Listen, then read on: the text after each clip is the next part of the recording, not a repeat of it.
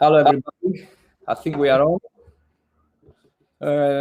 Let's give a couple of seconds to arrange everything, all the details, so make sure everything is correct and fine, so we can have a nice long chat tonight. This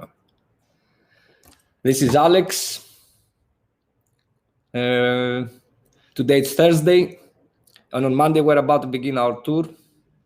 So we have a little bit of time. This is fresh, and we can talk about this more thoroughly. I'll be more than happy to share with you all my experiences.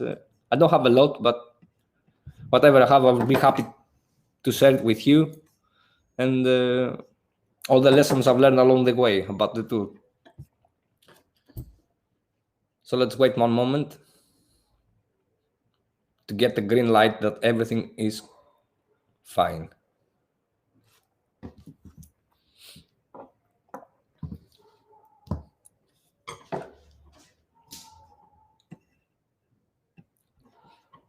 Along with me is the avatar of Christos Papanantsidis. Hello. I have his face. Do you listen to me? Hello, Christos. Hello. No?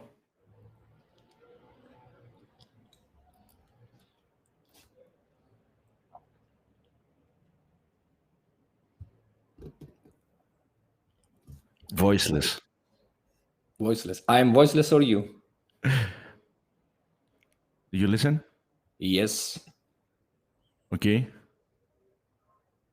Okay, cool. I think we can start slowly. Hello, Alex. Hello everybody. Hello, Christos. So, as I mentioned before, we're about to start our tour on Monday, and being a musician is something special because you create something artistic and that touches people's souls, and that is magic. If we have musicians in our company tonight, I think you get that. And what a better feeling than to travel around the world and perform your music live and communicate with people. Well, someone has to take care of all the other stuff too. And in our occasion, most of the occasions, guess what? Most of the times, that's you. You have to take care of everything, unless you are Led Zeppelin. I don't know, I guess. I've decided for this speech, for this talk actually, to skip the artistic and creative side for this session. It's very subjectively, and we can speak another time about that, and speak mostly about the awkward stuff that are needed to be taken care of for the band to be on tour. Touring with your band could be very, very challenging, physically and mentally, at all the stages. From the preparations of the tour, it's very stressful, trust me, and during the tour. Both stages are equally important and vital for the final outcome of your long-awaited tour. The more prepared you are, the better, as an individual and as a group. It's very, very important. Anyway, let's start. Touring with your band. I made a cute presentation. The office job, what I'm doing now, preparing this file, this presentation, and what I'm doing all these months to prepare this tour that starts on Monday. Booking agents, promoters, emails, advance seats, tour plans, riders, routing, logistics. You hear all these words and they are very, very important. Also, after that, the tour begins and you say, okay, I'm living the dream now, which for me, what it works is eat, travel, maintain your mental state, perform, rest, and repeat. That's what we are doing every day. That's what I'm trying to do. While on tour, to survive this tour, there's the I vs the we factor. It's very important with your team you are with your band members, your friends, to share a common goal. And before you start the tour, speak to each other and say, guys, we are going to make this, and let's have a common goal. If you don't feel that you are a unity, that you are one, it's very, very difficult to survive the tour. Lots of bands made tours, and after one tour, they split up because it's very challenging. And very, very important also is, while on tour, in the end, as I'm saying here, something or maybe everything at some times can go wrong. You have to be prepared mentally to overcome these difficulties and all the unlucky stuff, because you have the luck factor also on the road. You are traveling for thousands of miles and everything can go wrong. You have to have a click, a switch in your mind and say, okay, whatever happened, I have to give the best of my life. I have to try at least. Whatever happened before, all the challenges. Anyway, that was kind of the beginning a little bit. I will go more specific and more thoroughly about how to book a tour.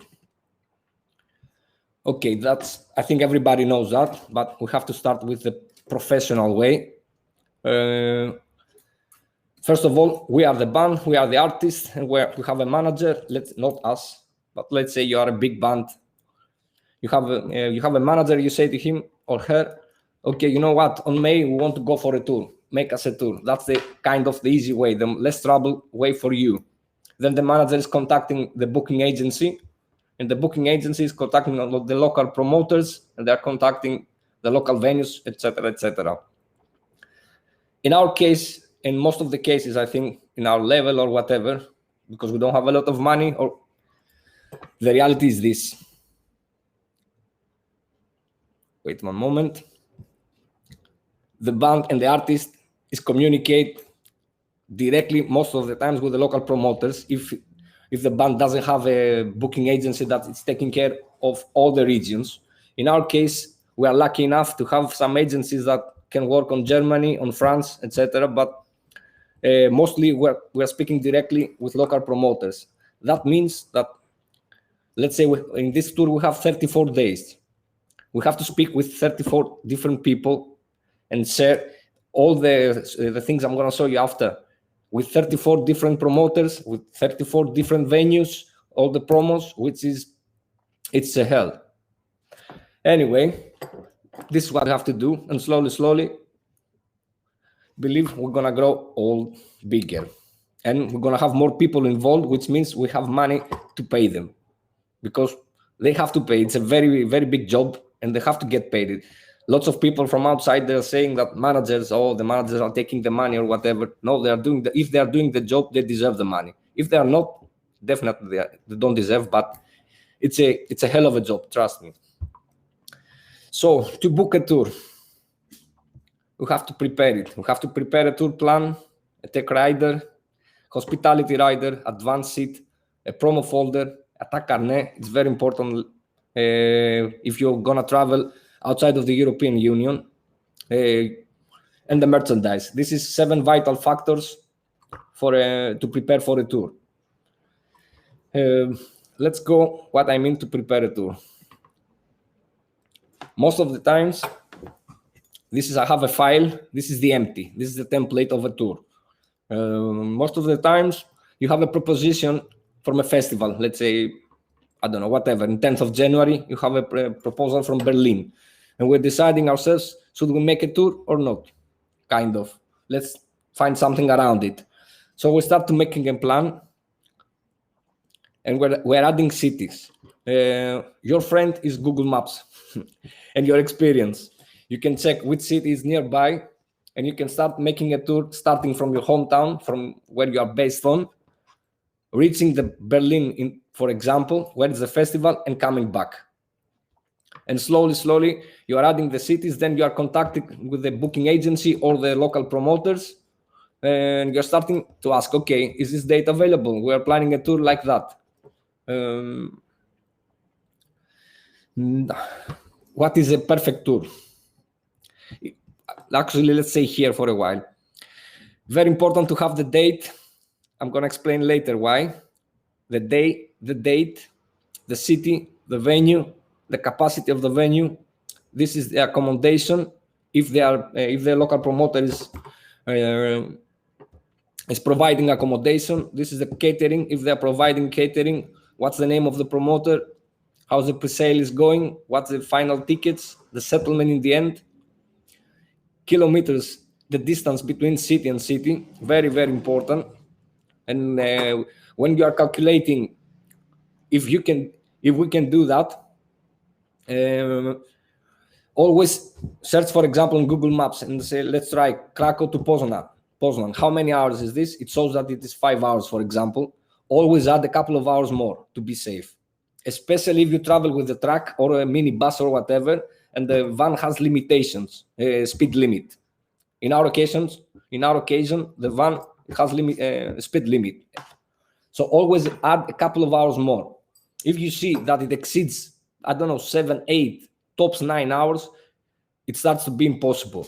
And it's very, very difficult.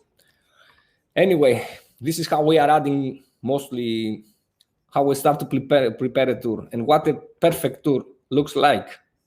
According, in my opinion, it's this.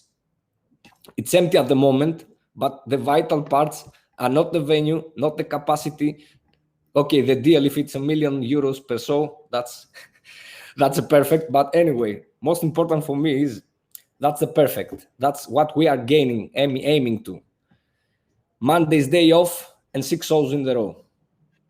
Monday's day off and 6 days in a row. I know it sounds impossible, but it is possible. And if you manage to do a tour like this, you're gonna have less expenses. It's gonna be profitable, and you're gonna focus only on performing and nothing else. This is how I do it. Okay, it doesn't mean that everybody has to do that, but this is how I do it. And if they have accommodation, if they have catering providing, and if the distance is 250 kilometers or 300 kilometers, that is perfect. Totally manageable. If you have a goal, this is a perfect tool for me. Okay, I'm gonna open also later the Excel file, and I'm gonna start typing what I'm doing, some stuff. But let's move forward. Let's say we booked the tour, and now the people are asking for the technical rider.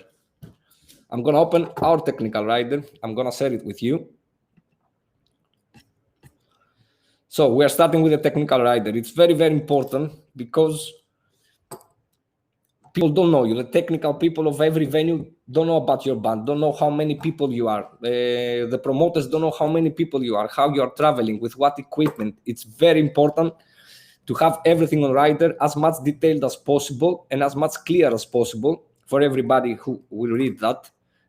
Because when you are going to the venue, if you didn't mention something, it doesn't mean that is someone has to do it. If it makes sense for you and always is there, it doesn't mean that it makes sense in Sweden, for example. So very important to have the contacts of the tour manager, the sound engineer, and someone from the band. Why you have 3 contacts? And maybe they are not a lot, but 3 minimum you have to have. The technical team from a venue will contact directly to the sound engineer, to the technical guy, to solve something or ask something. The tour manager, someone who's gonna speak directly with him if they want to speak about hospitality, about timings, about the scheduling, about whatever. And with the band, if they want to ask for an interview, if they want to ask, I don't know, something else. General info, which are mostly the most important, usually. If you have sound engineers, if you have stage engineers with you, or you are asking, or do you want to be provided by the venue, very important also. How you set up the sound, what you're asking to provide. In this case, we're asking for a Cat5 cable to connect the 2 mixing desks. If you need some space next to the mixing desk to set up yours, it's very important to ask it also, because most of the cases they cannot do it, so they have to be prepared before.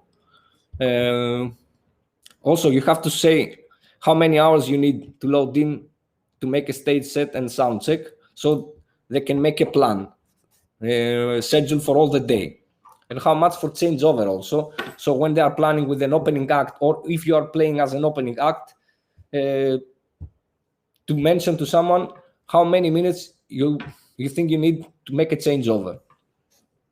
The second page, usually we are writing the back line. In this case, we're traveling with a full back line, so we don't need anything. But here you can mention if you need an amplifier or a drums or whatever. This is the place to write it, and it has to be clear. Also, the wireless. In every country, I don't know if you know that, but they are using frequencies. The free frequencies are totally different, so you have to mention that. And some countries, you might have a problem. So you have to mention if you have in-ear monitoring or wireless equipment or whatever. Here we are writing about, even there are small details, but you have to write that also, according to me, about the power supplies, about the subwoofer, the monitor wedges, how many cables you need, how many microphones, which kind of microphones, etc. What else we have here?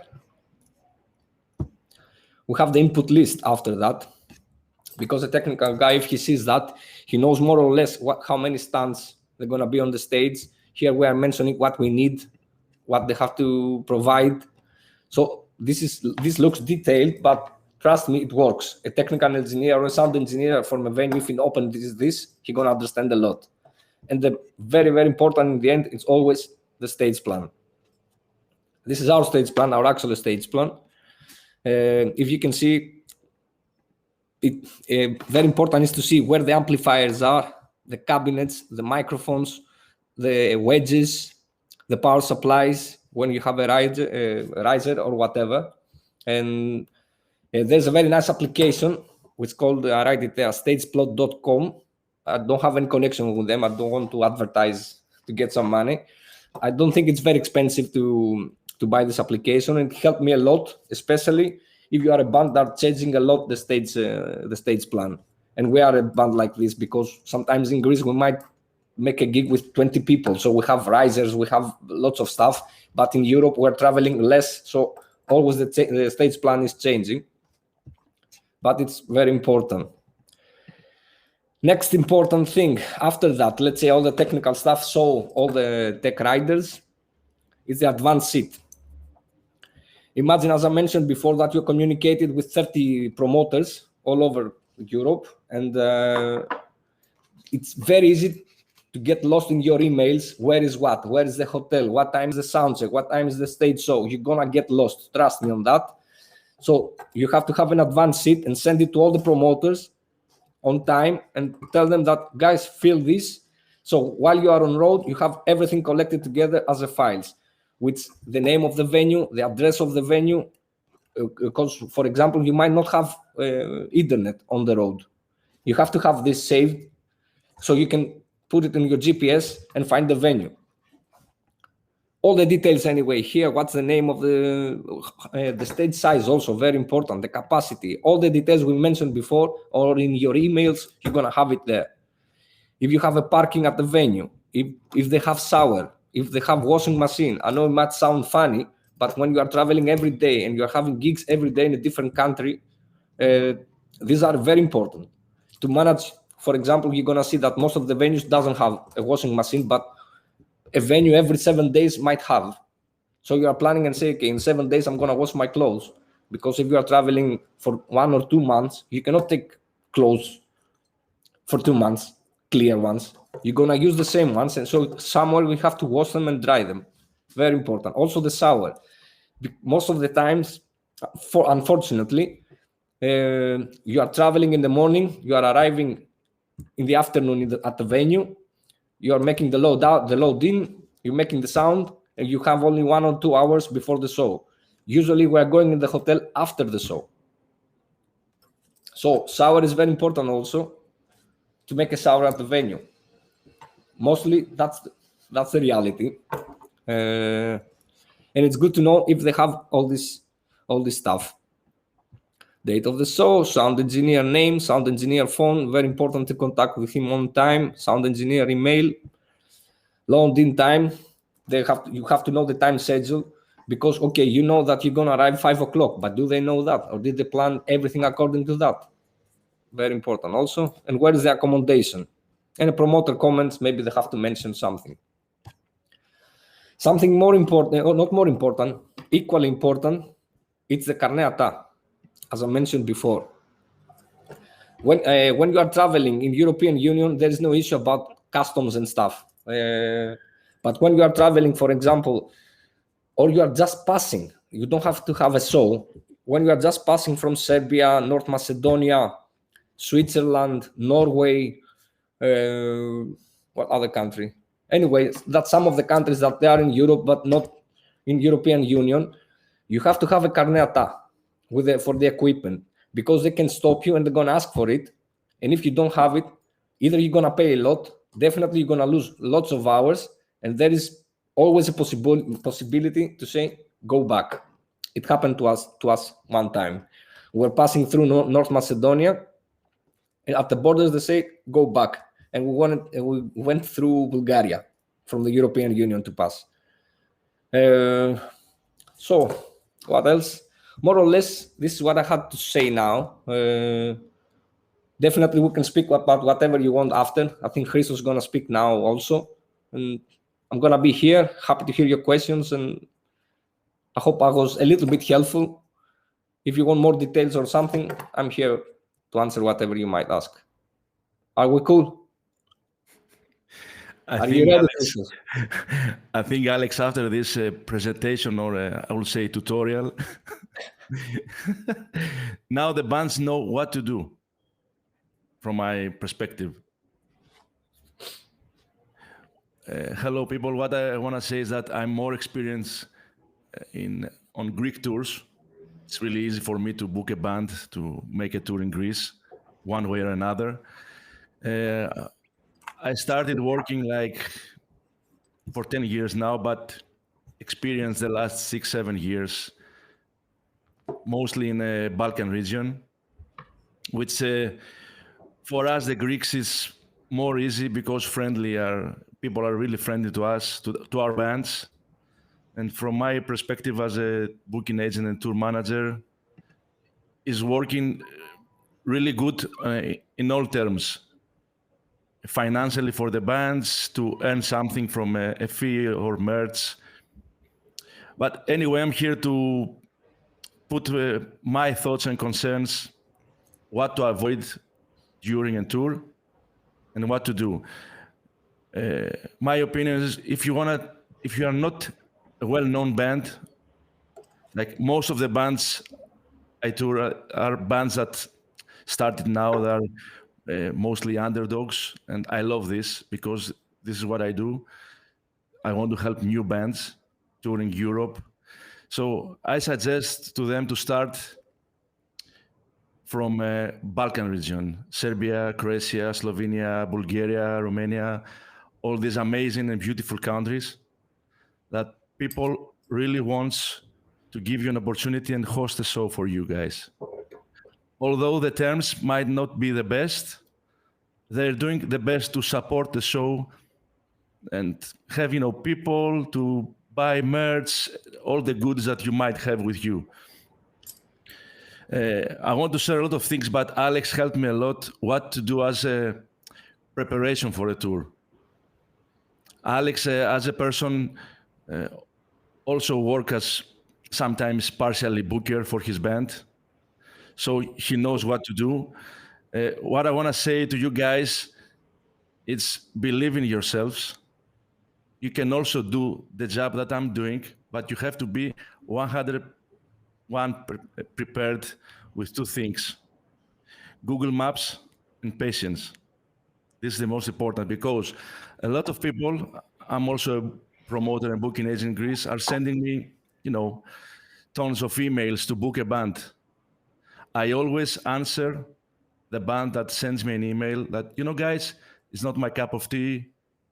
You have to respect the band that is trying to reach, to you at some point, some level.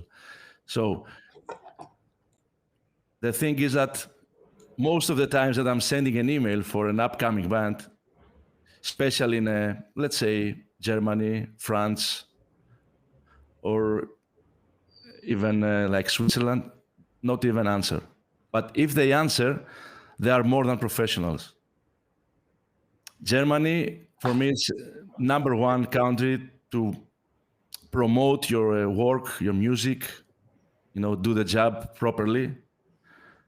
But you have to do it on a level of professionalism. Even if it's your first tour, it's like level A. So you have to have a manager, a guy to book the tour, a roadie if possible, sound engineer. It's really important. Most of the bands, except 2 bands, had no sound engineer. So this costs to a band a lot, like I would say like an hour to find, all the things that they want to do on the setup. So most important for me for a band is to have a sound engineer while you're on tour. Of course, before go on tour, to have the preparation, Atta carnet, like Alex says, is really important, especially if you travel to North Macedonia or Serbia. They are kind people, but sometimes at the border, they're not so kind, you think so. So you have to provide the proper documents. Otherwise, I had this also 2 times in Serbia, you go back. Especially be prepared when you go from Serbia to Timisoara or Cluj, these borders. Avoid small borders if you don't have, in any case, the ATA carnet. Also, while you are in Balkan region, especially in Romania and Bulgaria, the highway is not ideal to travel with normal speed, let's say. So, for example, Bucharest to Cluj, it's like 7 hours. Normally, it's 10 hours. GPS is lying to you. Not because your van is not good or the driver.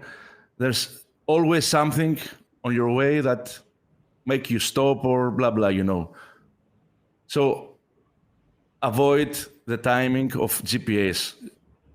It's 80% accurate, and this 20% is what happens while you are on the road. So to help new bands that want to go out and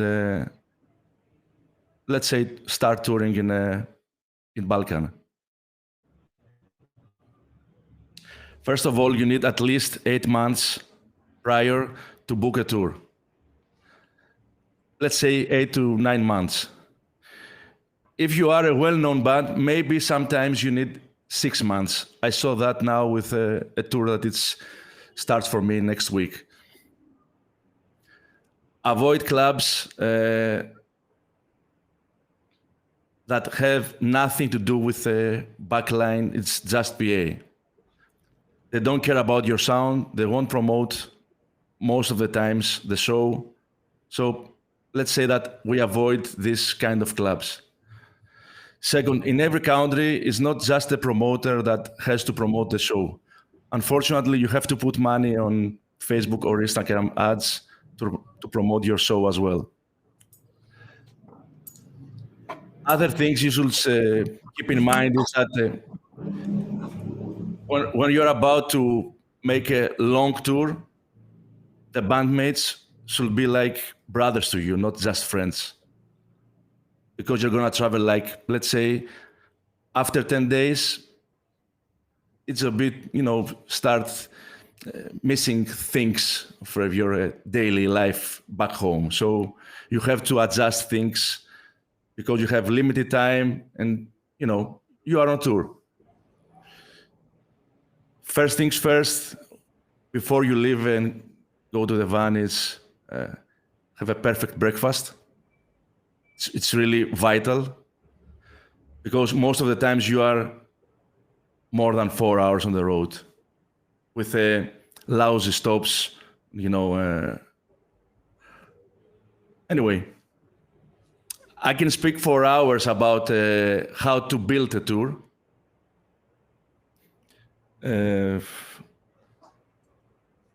But mostly I can say like Balkans that I work the last 6-7 years. It's like 10 to 12 cities that if you manage to book shows there, you're going to have fun. People are cool. Hopefully, if you get bigger, you have shows in Germany and in France, and things are a bit different there. People have the money to support you on merch.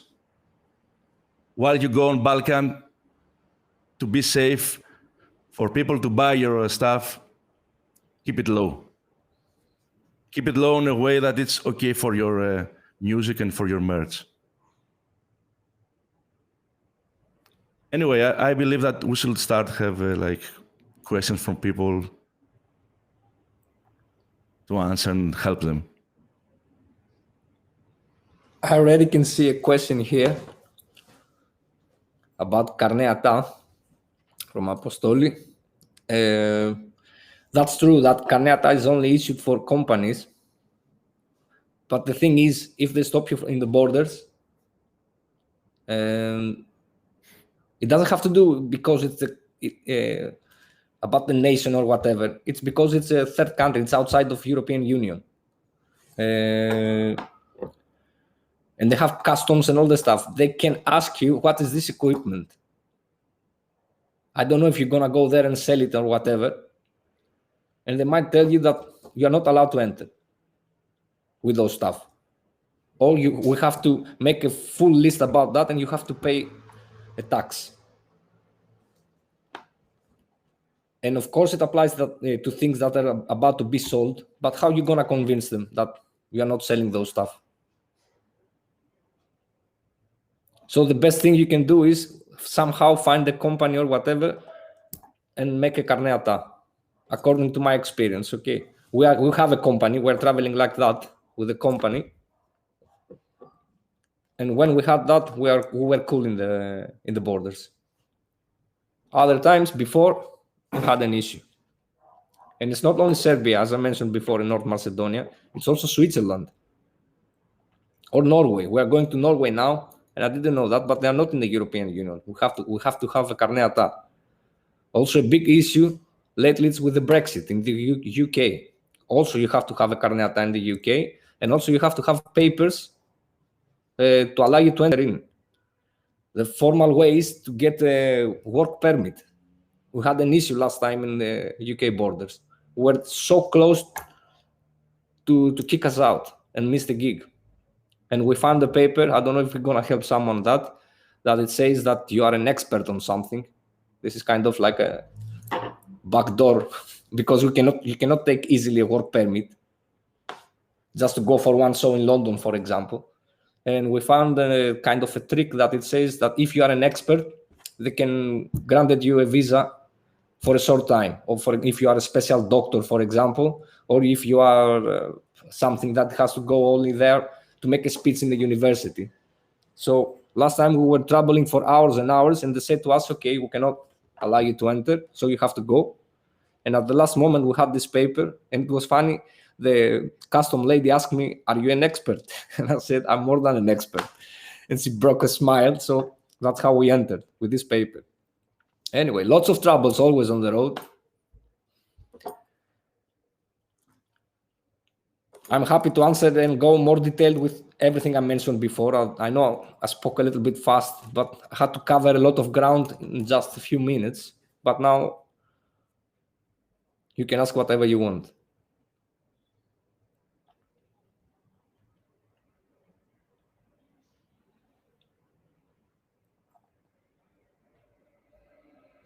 You're welcome.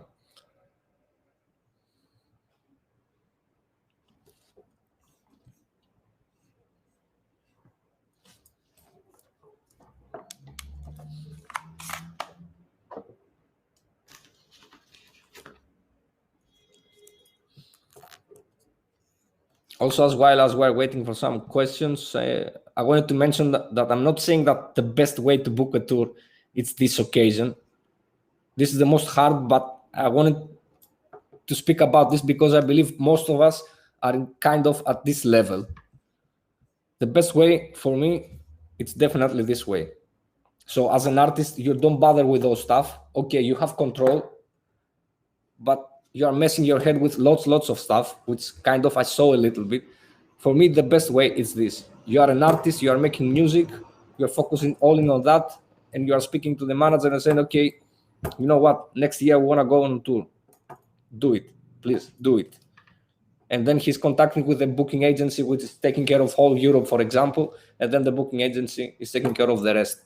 Trust me, this goes like hundreds and hundreds, maybe even thousands of emails and phone calls and files and everything that is bothering your mind. But at this level, at the starting level, which most of us are, unfortunately, you have to do it like this. Alex, I think that most of the Greek bands that don't have the manager, the word manager. It's direct band with booking agent like me or other guys. So the band approach the booking agent, they do a meeting, and the booking agent asks from the band what he needs. Then the band says what can provide, For me, it's like you said before, that if someone does the job well, and it's a hell of a job, trust me, because there was a band that I sent around 200 something emails to book a tour of 12 shows. So it's difficult. I know. Well. And we don't have a manager also, but we have a booking agencies, to be honest. We're not that directly as this occasion. We're kind of in the middle. But even that we have a booking agency now, still we have a lot of emails. If you are Led Zeppelin, I don't know, Arctic Monkeys or whatever, you have even more people here around. But I'm pretty sure they are just saying to their manager, let's do it. Because they trust this guy, they trust his work, his results, what he delivers. You have to trust the booking agent that's trying to book the tour, because he's responsible for you, where to sleep, what to eat, everything, where to play. For me, it's the A to Z guy. And the thing is that the band should do only one thing, perform. That's their job. So the booking agent have to help the band avoid all these stupid things, so the band to be calm and perform the show, Someone asking, I don't know, everybody can see the chat or not? Should we mention what people are asking? Anyway, I'm gonna mention. Paris is asking, what are your experiences regarding dealing with venues in the financial sense? What are the chances of getting ripped off? I guess this question can be seen as related to the comment about most Greek bands not having a manager or booking agent. I guess you are asking about the directly contact with the venues, right? With the venues, usually the direct contact is, I guess, to rent the venue. And when you rent the venue, it's you have to make a contract. Actually, you're making a contract that this is the price of the venue, and it provides that and that and that and that, and you are making a contract. You're giving the money, you are getting the tickets. But in the case of getting ripped off about tickets, for example, they're gonna say this is not a deal that you are renting. They are taking you and they're saying we didn't sell 200 tickets, but we sold 50, for example. They're not giving you the money later. This can happen also, and it happens, to be honest. If you check NoFX Backstage documentary, there is this thing that it was like 1,000 people and they sold out, and the promoter says, yeah, we lost money. So, but in my case, if you ask me, I never get ripped off, but I had a funny situation once in Vienna. The venue has 2 doors. It wasn't me, it was the person that worked for me as a tour manager. He was waiting on the front door to get paid, and the other guy was at the back door living back home. So, but after you say it's like a funny moment and you forget about it. If it's one thing and this one time, it's not okay, but you say, okay, what can you do?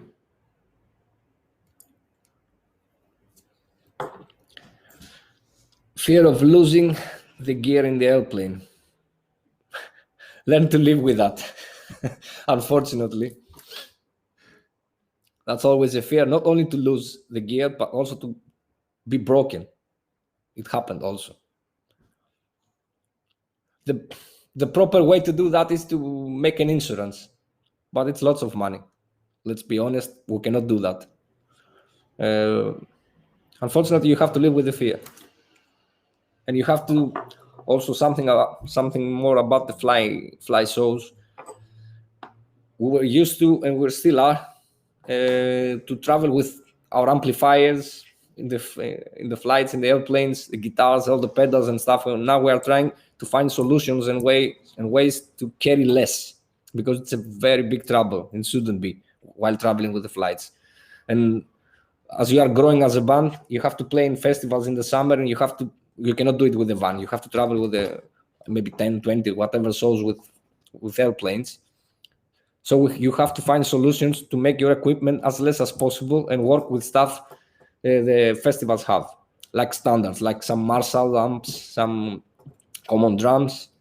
One nice solution this is what I'm working on now, some preamps, very good ones, that can work with an amplifier, with typical amplifier like a Marshall. Last time you came the solution, just meeting our tour manager in Serbia and just go there with a passenger bus from Thessaloniki.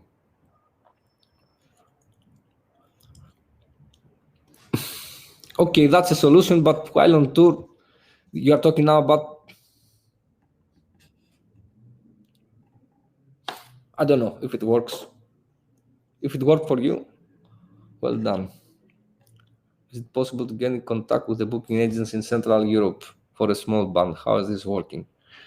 We'd like to have a small European tour in 2024. Okay. Now it's kind of the question, when is the right time, I guess, to make a tour? And how can you approach and contact with agencies and venues and whatever? There are two ways to go on tour, according to me.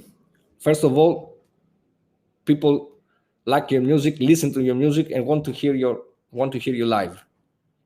If they want to do that, it's gonna be easier. If nobody knows your music,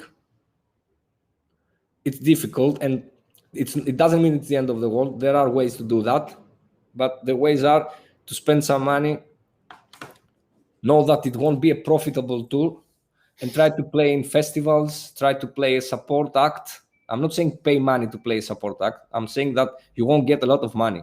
Maybe you're gonna get zero, or you're gonna get some travel expenses or just accommodation. But try to play as much as possible. You have to give some for your dream, so the people gonna know your music. How to get contact with this booking agency? I guess you can send an email. I'm not sure they're gonna reply, to be honest. Not because they are bad people, but they are getting tons and tons of emails every day, to be honest. But you can always try that. You have nothing to lose. We did that also in the past. We're sending emails to the festivals. We still are, that people don't know us. We're sending emails to agencies all over the world, and they don't know us as a presentation. You have nothing to lose. But the chances are a little bit low for someone to reply and finally work. I'm being honest. But you can keep trying, find people that know agencies. They can, I don't know, maybe say a good word about you. But the most important thing for me is focus on your music, play music, and hopefully people who like what you are doing, post it online, post it on YouTube. It was a funny conversation I had years ago with a fellow musician in Ioannina, and he just released a CD, and we just released a video on YouTube. And he said, no, I don't want to release my music on YouTube because it's free, it's for free, and it's not fair or whatever. So I made a CD, and I want someone to give me €5 for that. I want someone to pay. It has a lot, it's a fair logic. But I remember saying to him, it was 15 years ago, that I prefer 1 million people to listen to my music and I don't get paid, than 100 people buy for €5 my CD and get €500. And I was telling that not because I had money. I was young then, I was jobless, and I didn't have money. I was working, I don't know, as a bartender, as a waiter, as a DJ, or whatever. The most important thing is to go on tour, what you are doing before, people to know your music. They have to know your music. If you go to a tour and nobody knows you, you won't have tickets, you won't have money, it's very difficult, to be honest. I think, Alex, nowadays with all these really cool YouTube channels, like 666, Mr. Doom George is doing a great job supporting all these amazing bands. So if you upload your album or your single there, which is like for free, you can get the attention of. There are a lot of bands that I book in Greece that I listen to on YouTube or wherever, or Spotify. And also, most of the bands I have on my label are from YouTube that I listen their album, you know? So if you make a really cool presentation to any agency or in Central Europe or wherever, I think at the end of the day you will have your chance. I know the chances are from 1% to 100, but still you have this 1%, someone to get back to you and say, yeah, I would like to work with you or bring your band in, let's say, Germany or Italy or whatever. But first of all, you have to believe on the material you have as a band, work on that. That's really important. And when you are ready to send this presentation, do your best for your own sake. Make the best album with the best production, with the best mixing, give everything on that, because that's what it stays in the end for you. After 10 years, you're gonna listen to this album, you're gonna say, I gave my best there. I'm very happy I did that.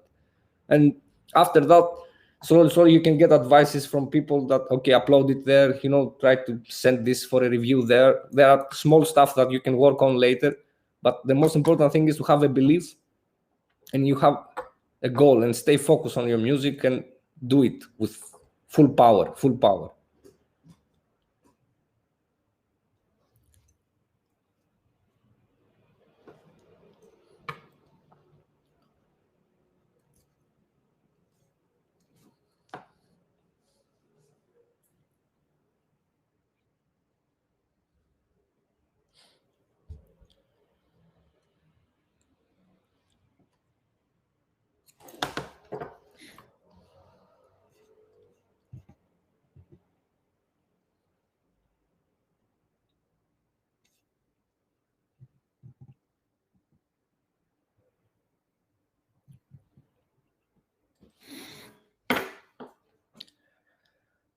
To be honest, I'm not carrying a Marshall. I'm carrying a different amplifier, but now I'm trying for a fly source to not using a modeler exactly, but some preamps, way smaller, way lighter, and load them in the Marshall amp, which is common to find in a festival. The festivals usually they have backline. They have a couple of amplifiers, a couple of drum sets, etc., etc. They don't have your amp. They don't have my amp, for example, because it's a Friedman and it's not so easy to find. What is my opinion of that? If the sound is nice, if the result is there, I don't have a problem, to be honest. I saw bands that have a great sound with modular amps, and it was super great. The sound was super. Personally, I love to have an amplifier with the tubes, put it on very loud, and take this compression and all this sound, all the saturation, all the frequencies, and all the harmonies they are giving the amps. But you cannot do it. You can do it while you are traveling with a car or with a van or whatever, but you cannot do it every day or all the time with flights. You have to find different solutions, and a modular amp, it's a solution. I haven't used it a lot. I don't have a lot of experience, but it is a solution, definitely.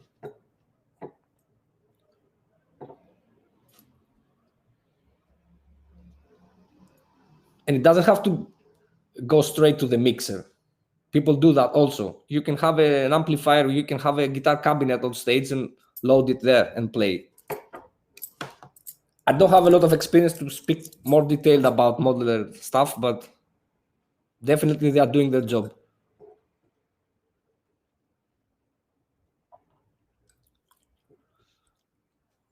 That's a hell, and to be honest, I'm not the guy responsible for that in our band.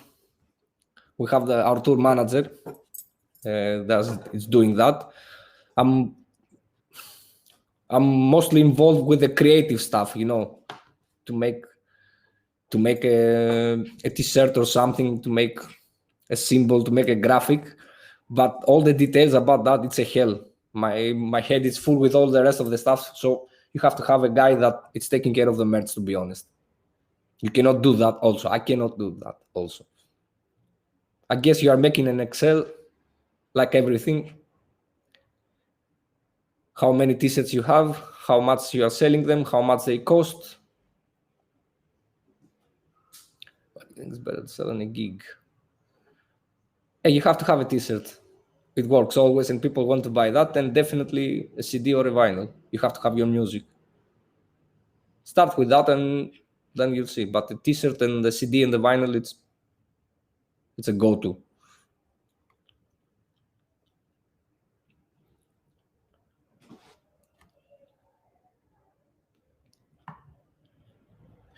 Alex, regarding the merch question, like you said, you can make an Excel file, have like a category for each t-shirt. Let's say this is a black t-shirt Aquarius or white t-shirt Aquarius. You also check how many gigs you have. For example, let's say 10. You also have to think how many people will attend your show. It's all mathematics and, of course, luck sometimes. But in my occasion, when I do like small gigs of 80, 100 people, like 30% of the people loves to buy a t-shirt to support the band first. Not all of the people, especially Balkan region, have a turntable. Most of them support a t-shirt and a CD. That's for me, t-shirt is number one on selling. Although it should be vinyl, but at the moment I think it's a t-shirt. I don't know how it works for your band, but most of the tours I did, it's mainly t-shirts. A variety of designs, Yeah, that's true. A t-shirt it's more easy to reach. Vinyl is expensive, especially lately with all the stuff. Although t-shirts are also expensive lately. Vinyls increased 20% production. Minimum, yes, increased. The last 6 months, the last 1 year and a half, in total is around 42% the price. Very expensive, I know. So when you see like a triple vinyl, 38 euros, guys, believe me, it's cheap. Worth buying it. It's really cheap. 38 euros to the customer, right? Not to the record store, no?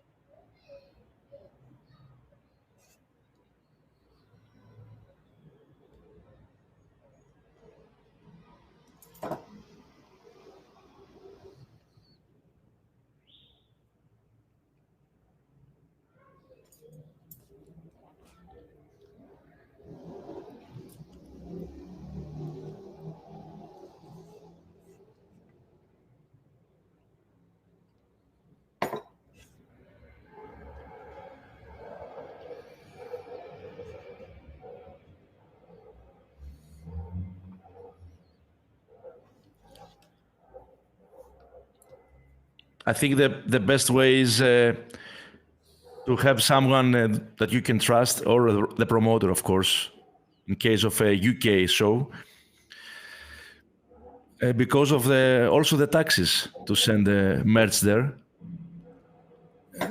It's even quite expensive to send one vinyl in UK nowadays. So if you travel by plane, sorry, Alex, I suggest, like, if you have someone to print merch, if it's like for 4 or 5 shows, right? If it's for one show, fly in, then you take it with you, your bag, so suitcase. Yeah, that's what I will do also. If it was for 1 or 2 souls, it doesn't work. Nobody can print, I don't know, 100 t-shirts. It's gonna be expensive.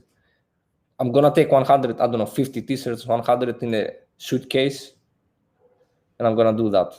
If it's for a full UK tour, okay, you're gonna print there. This is what I will do. If I'm gonna make 4, 5, 6 souls, I'm gonna print there.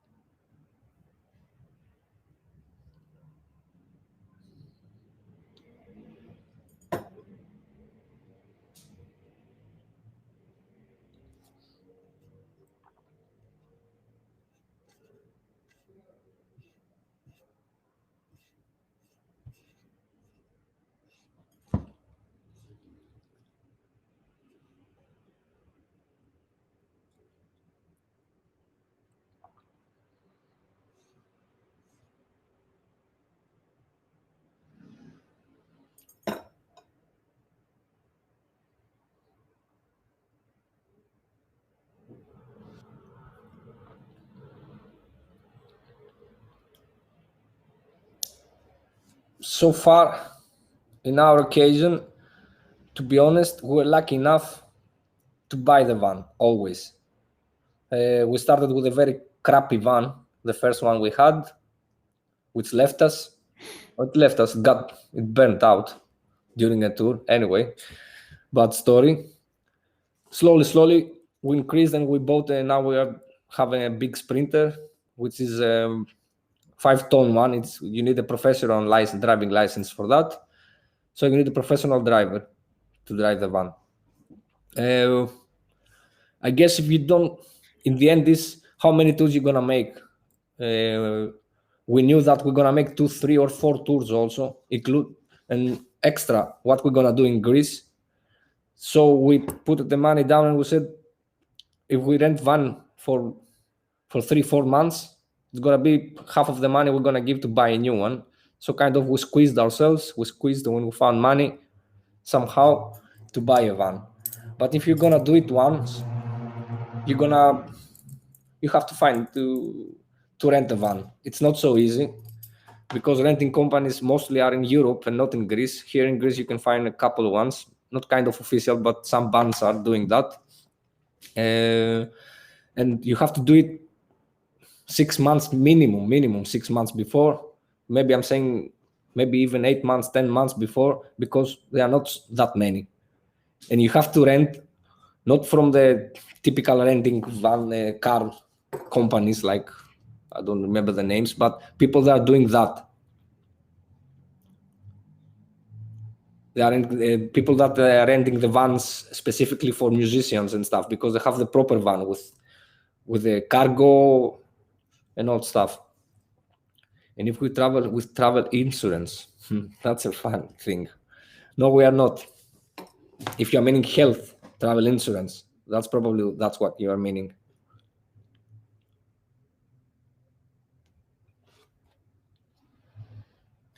By the way, for the van, the travel insurance is the green card, okay? Yeah. And I also bought a van, although I don't have a band, but to help the bands that are touring with me. I have a band because the 3 times that I had to rent, it was the money that I spent to buy the van in the end. So it saves you money.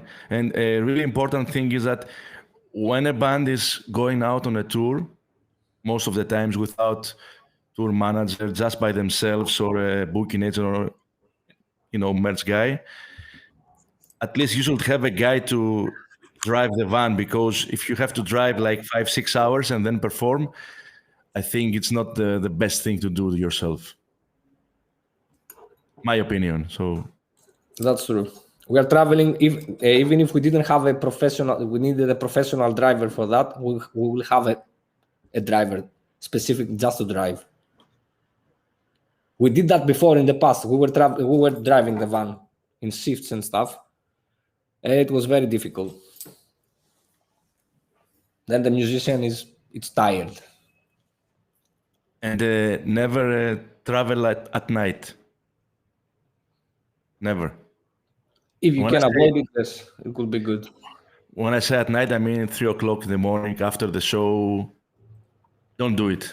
Even if you have a professional driver, it's one of the things that I hate, to be honest, and fear. Also, now that we spoke about the driver, let's talk a little bit about the travel party. We didn't mention that, which is also very important. What you have as a travel party. We as a band, we are traveling. That's the minimum we are traveling, not the maximum. The maximum is 20 people, but the minimum, we are the musicians, we are 5. We have a sound engineer. We have a stage manager, which is also a stage engineer and helps set up the stage and everything. Very vital, we have a tour manager who manages all the stuff with the hotels, with the venue, with the promoters, and also with the merchandise. And we have a driver. So we are in total 9 people. This for a tour, it's a lot, 9 people. But we are 5 musicians. We're not a trio with 3 people. But if you ask me, I want more people involved in travel, if it was possible. Unfortunately, it's not. But this is the minimum. This is the minimum to travel with. Definitely, you have to have a tour manager, a driver, and minimum 1 sound engineer. And for me, and one more. Also, Alex, since you mentioned the travel party, what I saw the last 6 months that I'm trying to book bands, I'm trying to make a collaboration with 2 bands. So most of the promoters avoid to book 2 bands together because of the expenses of if there are 2 vans or more than 9 people. It's like double expenses for them, so they prefer to avoid the show with 2 bands, unfortunately. If only it's like a nightliner, so they are sleeping in the bus. But if it's a van tour and it's 2 bands and more than 9 people, it's big cost for them as well. I know that. So I understand that. Even 9 people for just a band, it's a lot. Yeah. It depends from the band, but I saw that the last few months. So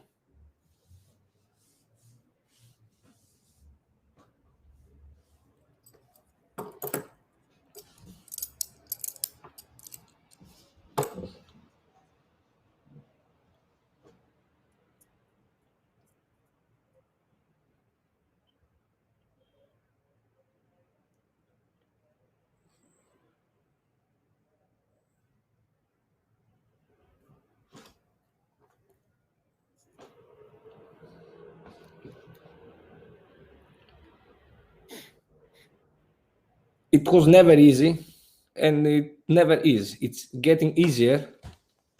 But definitely, when we started as a band, we were sending emails presenting our band, and nobody replied.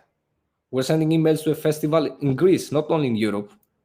This is how it goes. It's like a pyramid. First, you are getting well known in your own city, then in your own region, then in the country, and then in the neighbor countries, and slowly you're growing the band. And this is how we started also. This is what we are doing. Even in Ioannina, our hometown, when we first started, people didn't know us. We were sending emails to festivals and they didn't reply, even in festivals in Ioannina. Then we started to send emails in Athens, in Thessaloniki, in bigger cities, and they didn't reply. And slowly, we reached to where we are now. The same happens in the Balkans, in the Europe, in the United States, or whatever. So go step by step. I'm not sure if the scene is more vibrant. The Greek scene, you mean? If the Greek scene is more vibrant?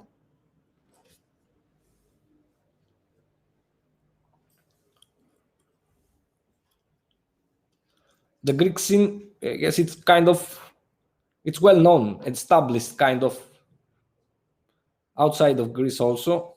I'm not saying it's huge like the German scene or the British scene, but it's established, and all the bands play the part to this because they toured a lot. They provide good music, good shows. They were professionals. So people started to say that, okay, they are coming from Greece, but Greece is not, I don't know. They know how to do that. They're not just completely unprofessional and amateurs. They can do it. Sometimes they can do it very good also. So yes, the Greek scene grow and it's established, but still it's not so easy. If you say, if they're gonna see from England that you are from Greece, okay, still it's not as slow, slightly bit of music racism on that, which I guess it goes with every country outside of Germany, England, and the United States, I guess, or the northern countries.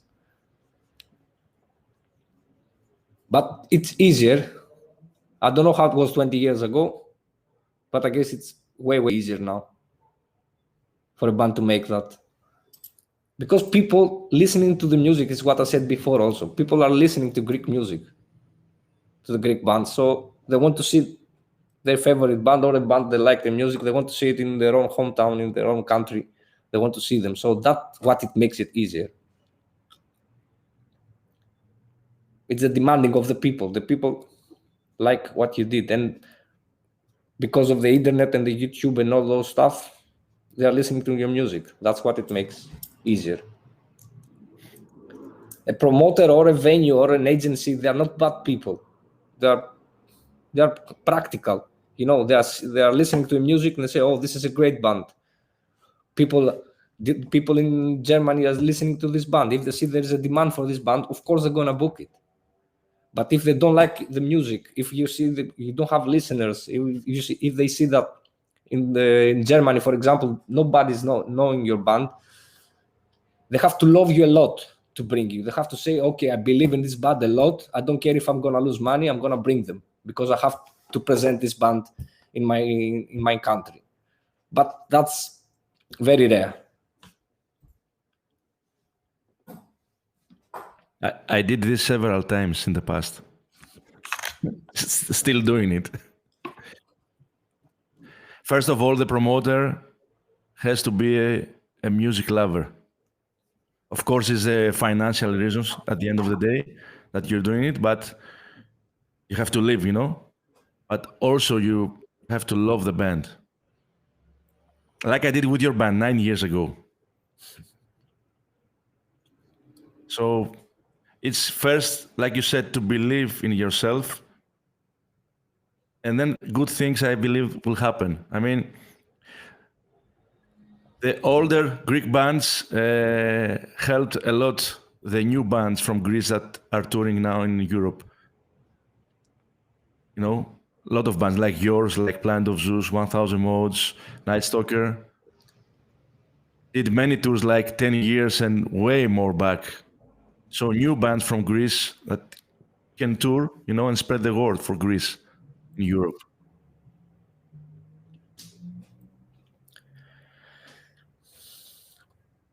Usually promoters, they do that. They are checking the Spotify, to be honest. This is a new thing for me also. They are checking the Spotify. Somehow they can see the listeners of each country and city, and kind of they are seeing how many likes you have on Facebook or Instagram. I know it sounds silly, but they are doing that. Actually, you cannot check it specifically. You don't have a total number, you know. You cannot have this number and say, okay, I have 1,000 fans and listeners in Turkey, for example. You cannot exactly see that. But if you are patient, slowly you are getting messages, you are getting requests, you are getting emails, you are getting stuff, you are getting promoters. Then slowly the people are asking the promoters, first of all, in the hometown, you know what, check this band, bring this band. So if the promoter is gonna get a lot of asking and demanding from people, slowly they're gonna check you also, and they're gonna contact with you. So if you get lots of emails and messages on the social media that people say, come to my country, and you're starting to think, also you are adding that the Spotify, the YouTube map, the analytics, and you see that, okay, we have some listeners there, we have some emails from there. you say something's going on there. Also, something very big is the sales of the albums. When you have CDs and vinyls or whatever, you can see, especially if you're handling it, you can see how many people bought in Germany, for example, how many people bought from Netherlands, and you say, okay, something is boiling there. We should try it. Bad sleep. That's a problem. That's a problem, and I have a serious issue with sleep. I'm getting some melatonin. If you don't know that, you should check it. It's a natural product. I'm here about everything, guys, about pills, about applications. Rest is the most important while on tour. The most important. When you are on the van and traveling, trying to put earplugs, try to put a mask on your face, and even for an hour, close your eyes. Try to get as much sleep as possible. Resting is, especially if you are a singer. If you are, because your muscle that is working, it's your throat, it's here, and it's a muscle, and to be relaxed, there's only one way, nothing else, to sleep, unfortunately. So to be honest, there's a hospitality rider that we didn't mention a lot before about bad food. You are asking some stuff for the backstage, which is usually one of the meals you have, and you are asking also for a proper meal. Don't leave it for free. We mentioned, for example, please avoid fried stuff. Let's make it, I don't know, rice with lean meat, with chicken, with fish or whatever, not fried stuff. Or in the backstage, you can ask for good products, almonds, fruits, turkey, low-fat cheese, something like that. And most of the times, the promoters are providing that. Not every time, but most of the times they do that. And it's very important, because if you leave yourself totally free, the only food you're gonna eat, it's the food in the gas stations, which is hot dogs, wurst, or something in the Central Europe. Most of the times it's very, very bad for your health, at least. And if you leave it completely free to the promoter to give some food, they don't know. So they're gonna bring something typical. They're gonna bring you pizza or burgers. It's very typical that most of the people like that, and I love them also. But if you are touring for a month, you have to be specific to the promoter that, you know what, if you are about to bring us some food, don't bring pizzas and burgers, bring a proper cooked meal. I don't know, bring chicken with rice. It's going to be the same money, and it's going to be better for us. This is what we do for the food. Also, when you are going to the hotel, most of the times they have breakfast. You can go to the hotel and take some eggs, I don't know, eat a yogurt with some nice muesli or whatever.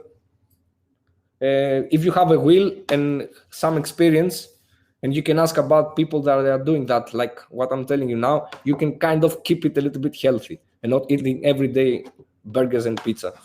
You can eat sometimes. I'm doing the same, but if you do that for 2 months in a row, you are fucked, to be honest. And I'm not talking about the silhouette, if you're getting fatter or whatever. I'm talking about health issues. About the noise during on tour, earplugs. I can suggest a product also, but I get a lot of money today. I'm suggesting lots of products, but earplugs. And I'm earplugs for sleeping. Okay, they call it, how they call it? Loop, I think. They have a very nice product. I'm gonna send you a link. You can buy, and we're gonna have this discount also if you use my code. Okay, it's Loop earplugs. I'm sorry that I'm making advertising. Seriously, I'm not getting any money, but I'm talking as I will speak to my friends. I will suggest that. The sleeping, they are soft, and you can put them in the air, and you can sleep with that in the night also. One other factor is that you are not sleeping alone. You are sleeping with a bandmate or whatever. You have triple rooms, double rooms. You're always sleeping with someone else. And there's a big chance, because everybody is tired, maybe they're going to be drunk also, 50% of the people are snoring. So earplugs, it's a savior. It's a savior. But not the typical foam stuff. Buy a proper one. They are not extremely expensive. Earplugs that they are soft, use them in the van, use them in the sleep, in the hotel room.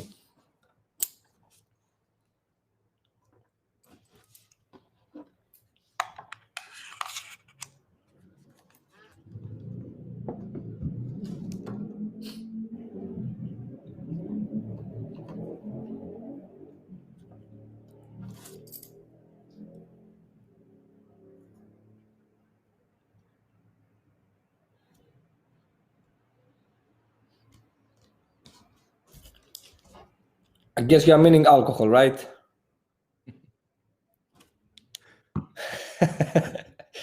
Because drinking water is okay. Drink as much as you can. No problem. Okay. Alcohol and drugs. It depends on the person.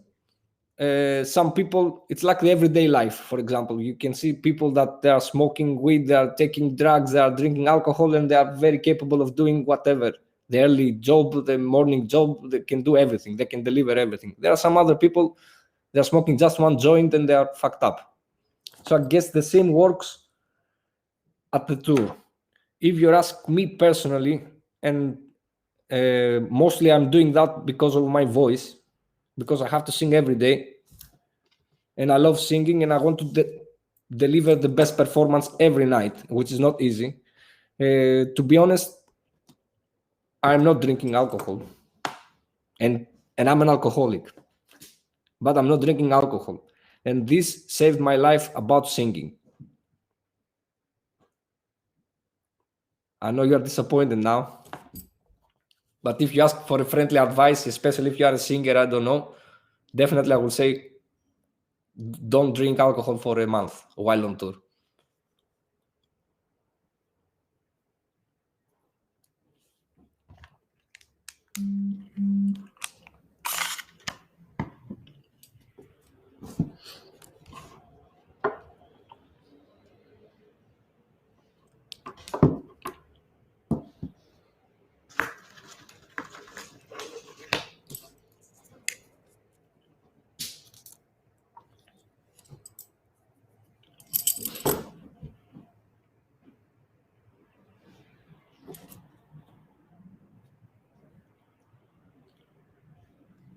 The last couple of years, we just use in-ear monitoring, especially it's a saver also. It's a whole different level. We have some wedges just in case, but mostly what we are hearing is from in-ears. We have also our mixing desk, stage mixing desk, so whatever is the venue, we have the sound, more or less we have the sound we want and the sound we are used to in every gig.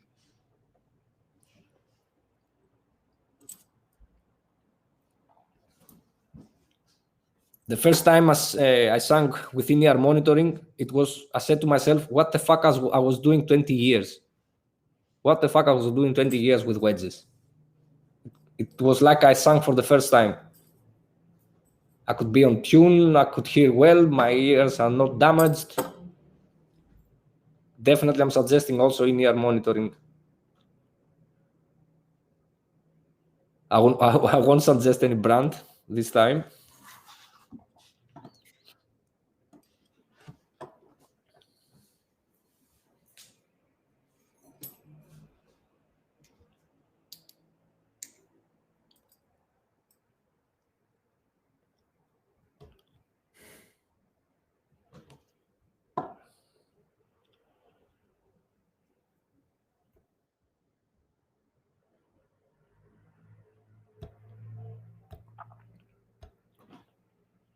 To be honest, yes. We're not doing it perfectly, but we are doing a setup, and you are very fortunate if you have the capability to do that. It's not so easy, but we are lucky enough to do that. We have our own mixing desk, full equipment, microphones and stuff, so we're making rehearsals with a mixing desk also, specifically for in-ear monitoring. And for outside you cannot do it because you have to have a PA, so the sound engineer is doing that mostly every show. In every show he's storing the mixing and he uses it in the next one also, but in every tour we made a rehearsal for the in-ears, so we set up a little bit and then we are making small adjustments. Everything now it's way faster than it was before. The sound check, everything, it's way faster. If you have the capability to buy a mixing desk, which is not extremely expensive anymore, and you have all the settings saved and whatever, gonna help you for a lot of trouble. It's gonna save you a lot.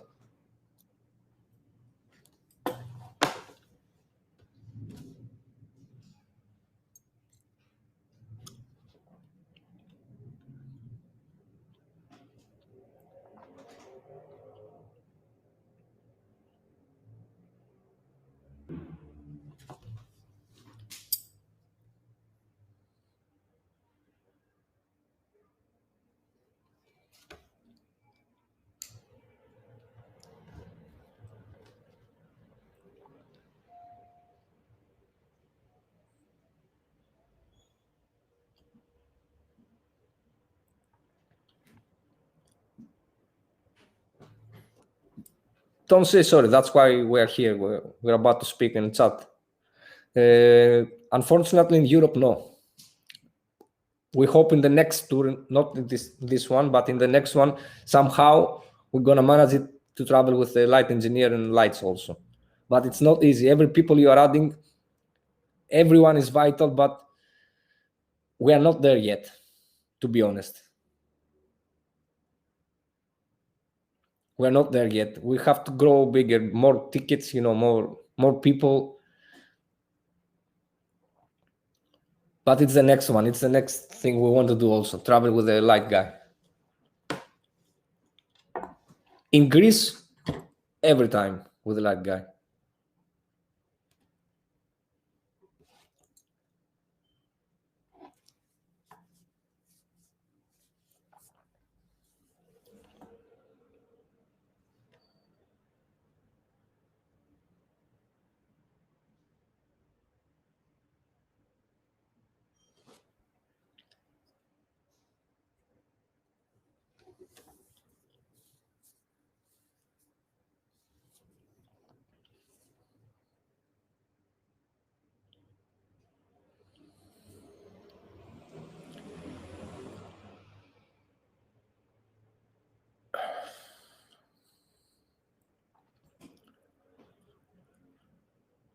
Knock on wood, I don't think ever happened to us before.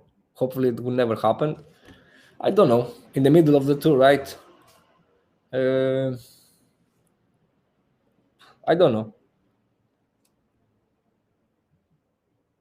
what you can do. That you can ask for immediately check for someone else. For example, now you are mentioning a bus driver. 1,000 mods currently are touring in the United States, and in the middle, their driver, something happened. I don't know, a family reason, an important family reason, left them in the beginning of the tour. They made 10 shows or something. So they spread the message. They made the story in the Instagram, in Facebook, everywhere. People start to sharing that, guys, we're in a serious trouble. We are searching for a bus driver. And they found, in a couple of hours, they found another bus driver. So I guess this is what I will do also. If it's one of the roadies, maybe we're going to manage to do it without them, I guess. But if it's a bus driver and you don't have another one, or if it's a sound engineer and you don't have another one, I guess I'm going to contact in Greece or in Europe that, guys, we don't have a sound engineer. We're searching for a sound engineer. Or I'm going to call a friend, someone I know in Greece, that, hey, you know what? Our sound engineer, this happened to him. Can you join? I'm going to book you a flight. Let's meet in Berlin, I don't know, in the middle. And let's continue the tour. And let's hope that you will find someone to carry on.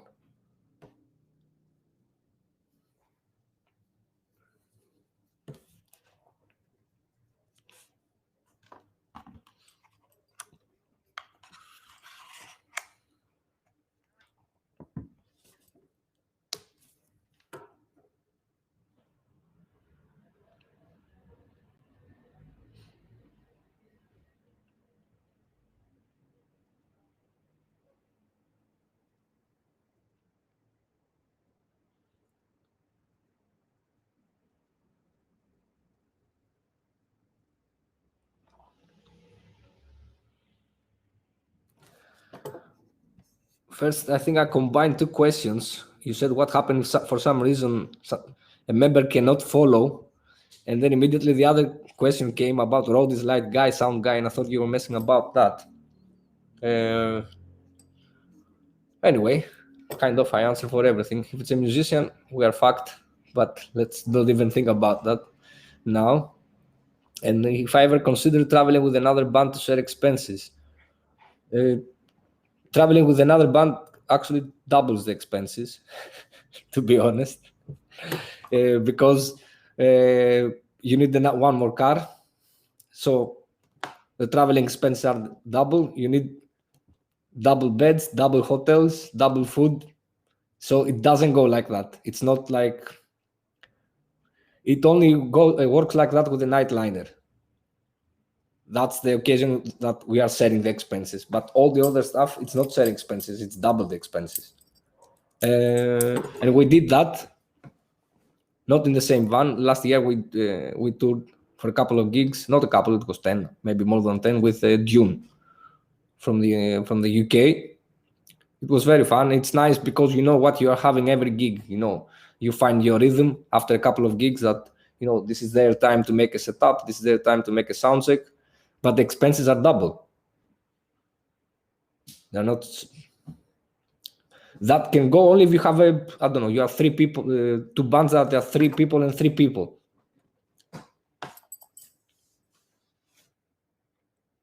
They can fit in one van. Yeah, big bus.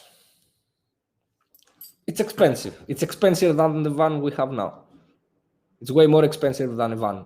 If you're gonna rent a van, it's gonna cost, let's say 5. The big bus gonna cost maybe more than 10.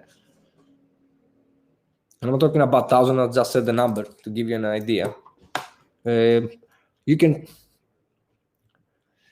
And now that's another question also. If you get a sound guy who's gonna make sound for both of the bands, and the roadie they're gonna carry stuff for 2 bands, and the light guy who's gonna make the lights for 2 bands,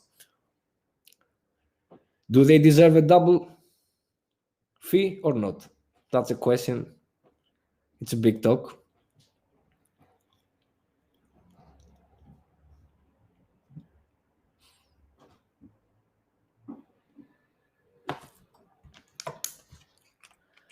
So yeah, in the end, double 2 bands, it's not sharing expenses. It's expensier. With a big bus, it will work.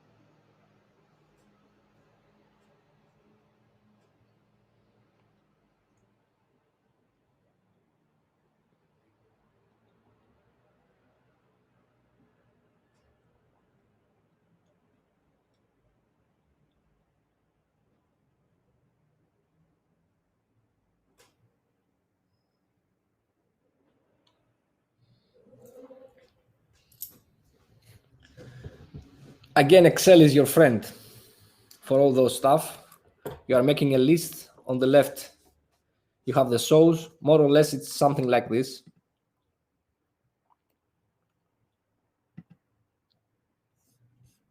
Where you have the city on the left, but instead of venue, capacity, and stuff, you have hotel, food, diesel, tolls, etc.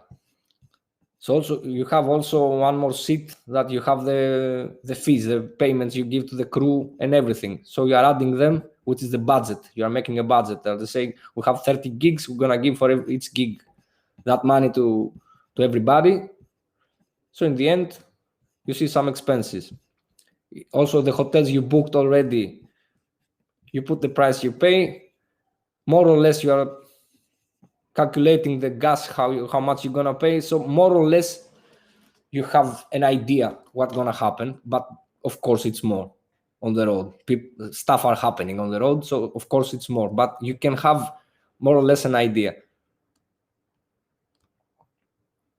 This is what we do actually. We're making a budget about the payments on the crew, the hotel. In case you are renting the venue, the price of the venue, the food, like that.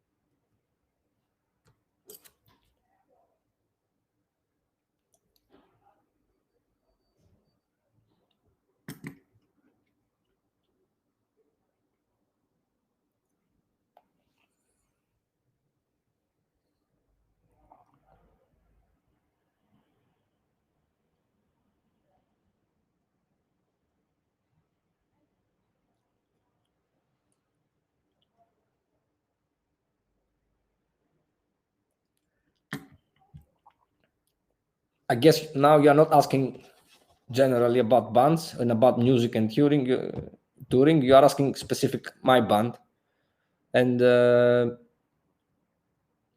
if it wasn't financially affordable, let's say, to travel with 9, actually, in Athens we're not traveling 9. We're traveling. The last gig we were 20 people. But if it wasn't financially affordable, okay, we're gonna do it once, but not a lots of times. The tour has to be, and it doesn't matter how much money you have from your day job or from your whatever, you have a fortune from your uncle or whatever. That's my point of view. Everything you are doing, it has to be self-reliable, or not self-reliable. A specific tour, for example, okay, in Greece we have more people that are listening to our shows, and of course the outcome is way better. That doesn't mean that the outcome from there we have to spend everything on the European tour, for example, which is financially the outcome is smaller than in Greece.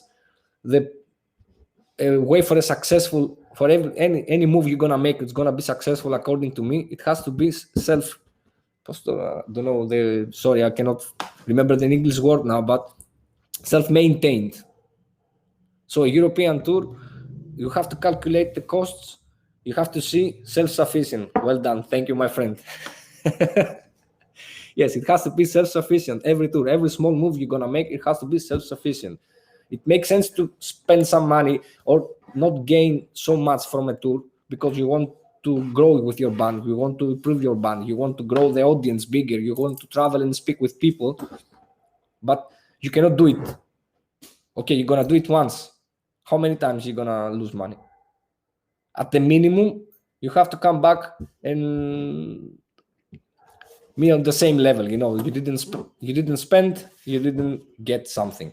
That's the minimum, I think. And that's if you have something to live on from another income, from another job, from another business or whatever. If you don't have that, and lots of bands are like this, they are living, they are getting the money from the tour. This is how they live. So it has to be, we have to find ways to be self-sufficient. It has to be profitable.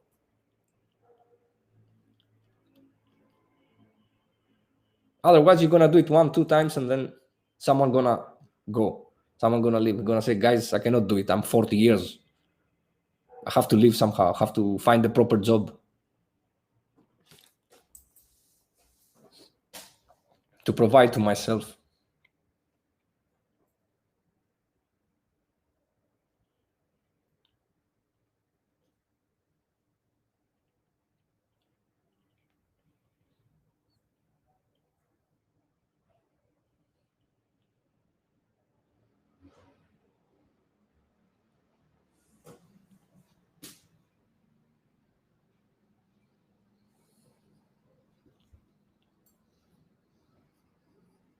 Come on, guys, shoot questions now. It's now or never.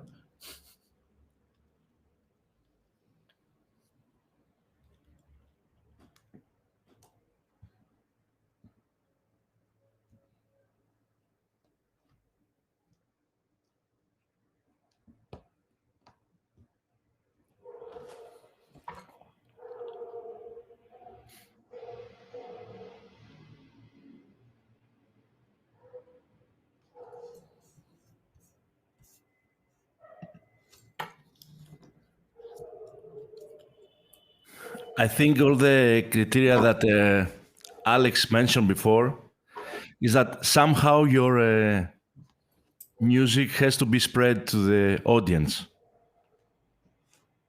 For me, it's not that you have to be well known, to be honest. First thing is really funny. I have to like the band, the music. Then I will find out a way to make a tour for them. And I'm talking about Greece now. Because in Europe, I try not to do tours really often, you know. I do mainly the bands I have on my label. I'm trying to help them. And but for Greece, is the criteria is first of all to like the band in several ways: the music, the people. I'm really lucky to know most of the bands in Greece, and some of them that I don't know, I'm happy to, you know, meet them, you know, to get to know them. So for me, it's really easy to decide for a band if it's. I won't say good enough because all the bands that I know that and I don't know are more than good enough to make a tour.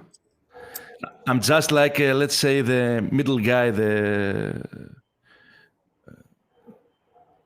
you need to make something more, let's say, less anxious and go on tour. In Greece, for example, you need someone that knows the venues because most of the venues, because at the moment I was talking about European venues and promoter, but a lot of venues in Greece also don't answer. When I started sending emails or messages through Facebook or wherever, nobody was answering to me. I'm not talking about now, I'm talking about 2011 or 2012, when I first wanted to start making tours with bands. It took me like 5-6 years to, let's say, get established. So when I sent to someone, hey man, let's do this band, trust me, it's good. Nowadays, most of the times they don't even listen to the band because they trust me. So, but to go back to your answer, to your question, is that the band has to be good enough for me. Then I know how to spread the word, be good enough for the promoters or the venues, you know?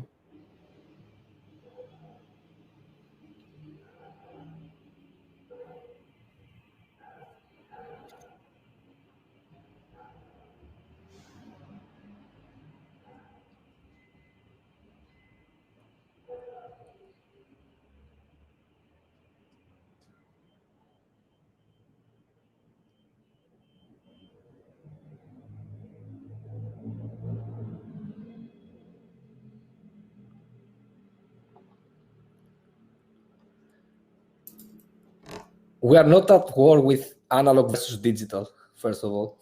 Not a person who has a band. It's not a war, it's not a competition. Everything is a tool. Everything is something. If the sound you want to achieve can be produced only by e-drums, do it. There is nothing to be ashamed of. There is nothing. There is no rules or something. It's just be creative with whatever you have. I've seen also drums with buckets and whatever, and the sound is exceptional. Everything is a tool, and electronic drums are a tool also. If someone the outcome he wants to achieve is by electronic drums, I'm happy with that. And if I'm gonna make a song that I know I don't need the traditional drum set on that, the sound of that, I'm gonna use electronic drums without any hesitation or any doubts or whatever. The same goes for the rest. We were speaking before about modular amps and the analog amps with tubes, with transistors or whatever. The same goes with the acoustic guitar and electric guitar. The same goes with analog Hammond or Rhodes or whatever. Or something. Nowadays, everything is a tool that's very easy accessible to you, and I don't have any, I don't know, any problem to use anything. For example, lately I was hearing lots of the Greek drummers, they are using an electronic, it's like a floor tom small one, which produces a superb sound to add it in they are making even a mix of that. They have the traditional drum set and they have a few pieces of electronic drums. And this is a superb combination because sometimes you cannot do everything we cannot do anything with just electronic drums. We cannot do anything with just a traditional drum set.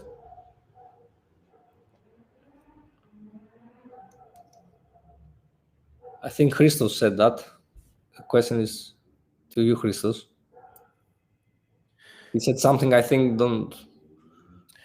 You should avoid a venue that never get back to you. That's really easy. I mean, if you put a promoter or a booking agent to do the job, not a band, because as a band you are individual. If you are unknown at the beginning and you send an email like Alex said, most of the times, unfortunately, don't get back to you. Like I said, I always get back an answer. People deserve an answer, if even sometimes you don't like the band or you don't have the time for the band. But you have to be, you have to tell the truth. It's important. Me as a musician, as a member of the band, to choose a venue, I'm going to speak specifically. First of all, you have to consider the stage size because we are 5 people, as I mentioned before. We're not 3, for example. So my first I want to check the stage size, if it can fit us or not. After that, I'm going to check a little bit the PA, what's the capacity. For example, if in one city we played in Paris, we had 500 people the last time. If the capacity of the next venue it's 200, I'm going to say, no, let's find a bigger one. Or if it's a huge venue, 2,000 people, and I'm expecting 100 people, I'm going to say, let's find a smaller one. Next criteria is the backstage. I know it sounds funny that you are choosing a venue also because of the backstage, but backstage while on tour, it's your home. Actually, your home is the van, to be honest. The home is the van, but the second home is the backstage, and the hotel is just a place you are sleeping in the night for a couple of hours. So a backstage is very important also. We've been in venues with no backstage. For example, we couldn't rest. We couldn't just 1 hour, take some energy and go on stage. And every small detail, because let's be honest, while on tour, you are not in your best condition. You cannot be when you have 30 gigs on a row and you are traveling in between. You cannot be in the best condition in every show. So every small detail, as it's the backstage, the shower, the stage to be proper, the equipment to be proper in a venue, the PA to be good, not having any problems, any issues, everything goes smoothly. Every little detail matters a lot. So first of all, it's the stage size, then the equipment, then it's the backstage and the capacity. For example, if I see a venue that has a very small size that we cannot fit, doesn't have a backstage at all, it happened. I'm not saying we won't go. We've been there and we're going to do it again because that's what's happening when you want to book a full tour. You're going to see everything, unfortunately. But this is the criteria I'm checking in the venue. The thing is that I'm talking about Greece again, that most of the, let's say, venues in Greece, except Thessaloniki and Athens, don't have backstage. Mainly are bars or, cafeterias that most of them rent the PA to do the show. I think you know that in the past. So the criteria, unfortunately, in Greece, in smaller cities, are different than it's in Europe in smaller cities. I'm not blaming them. Also, I'm not blaming a venue or a festival that doesn't provide that because they don't know. For example, in Greece, all these years, we haven't get used to have touring bands, that they are 30 days on the road. So people gonna heard a lot from bands, guys, make a backstage room. We need it. If 10 bands ask for that, then the owner of the venue gonna say, okay, people are asking for that. There is a reason. We have to consider it. If people gonna start to ask for a shower, which is in a venue here in Greece, it's only a few. In one hand, you can count which venues have a shower in Greece. If you ask for that, we played in many festivals also lately in the summer. It didn't have, I don't know, we didn't have a toilet in the festival. It didn't have a place to sit. We took our hard cases and make tables. We've seen everything, and it happens. But they don't know. There were people that they made the festival, okay, they make it with the goodwill, but they didn't know. They didn't have an experience. Unexperienced people, they cannot think that people need all this stuff while on tour. But the venues in Europe, they handle a lot of bands during all these years, so they have experience. So most of the venues, lots of venues in Europe, they have shower at least. They have backstage, maybe 1 room, 2 rooms. Lots of them, they have washing machines. Which I think washing machine, there's no venue in Greece, for example, that has washing machine, right?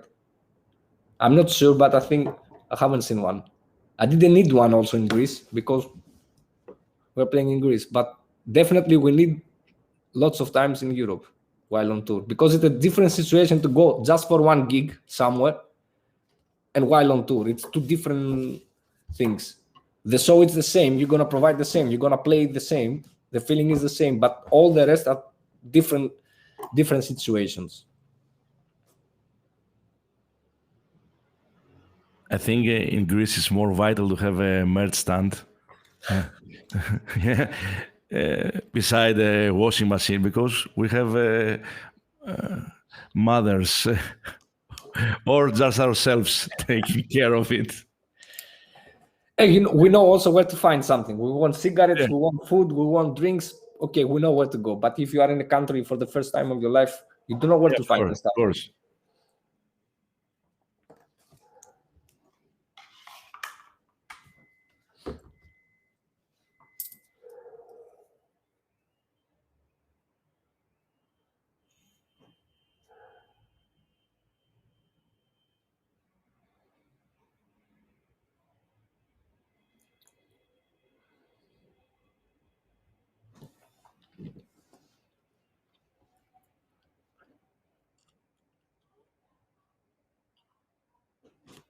I don't keep a journal. In my mind, like everybody else, I guess, we want to make things better. We make the music better. We want to make everything. So kind of we are thinking something and then we're speaking with each other. And we're trying to correct it. Let's try this song. Let's try this in the other one. This didn't work good. Let's take it out. Let's try something else. The playlist also we're adjusting. Because after a couple of songs you think that something we don't feel good with this song and the other one, we have to change it. Let's try something different. But I'm not watching videos, to be honest. I feel cringy. I don't know. Sometimes I cannot watch myself, to be honest, in a video. So mostly I'm not seeing a lot. I'm checking a little bit, but definitely not with a critical view, because I have a full critical view when I'm watching my videos, our band, I cannot watch them, if you know what I mean. Because I'm 100% critical and it's me who I'm criticizing, and it's so kind of, I'm avoiding watching videos. I cannot do it.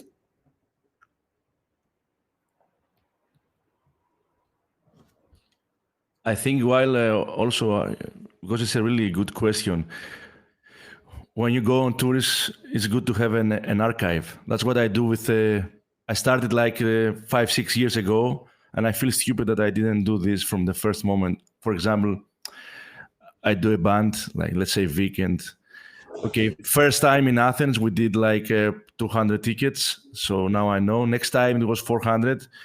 To keep, it's like history. You know where to go, for example, while you are on tour. I think it's good to have an archive that how many tickets you sell and how you start. And it's not for memorabilia reasons for me, to be honest.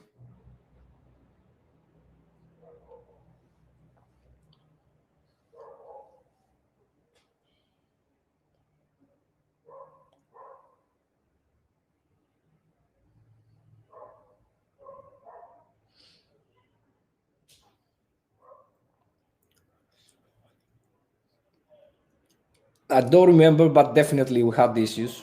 I cannot remember a specific one now.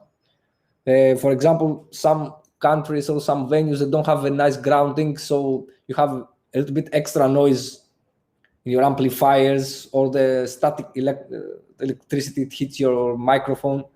This happens a lot. To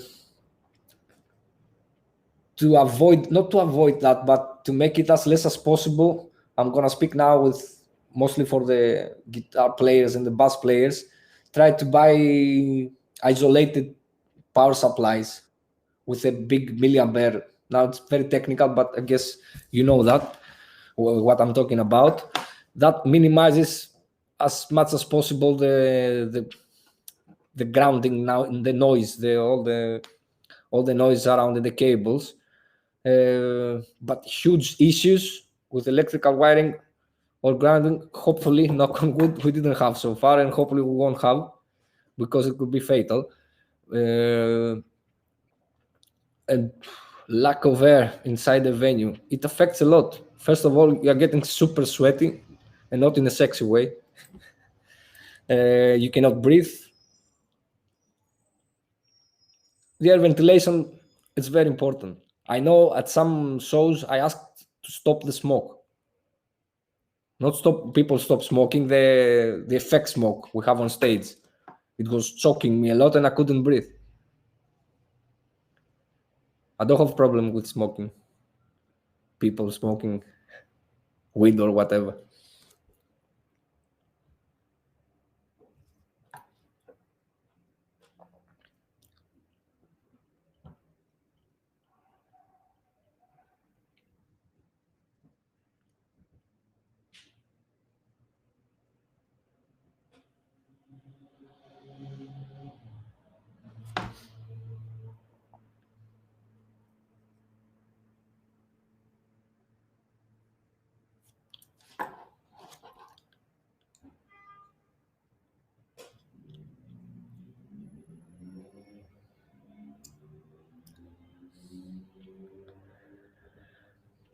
That's something that happens, to be honest. You're gonna say to the promoter that what did you do for the promotion, for example? Did you post any posters? Did you advertise on Facebook?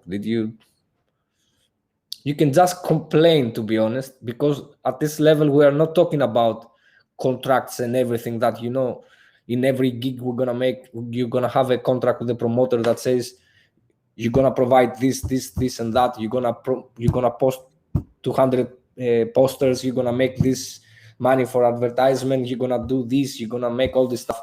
Big bands are doing that. Keep in mind, they're making contracts about every little detail. So if you don't do that, then you can go with a contract and say you didn't do that. We have a problem. But let's be realistic at this stage, at least, that the only thing you can do is complain. And the next time, maybe don't choose to work with him if you are unhappy. Try another promoter,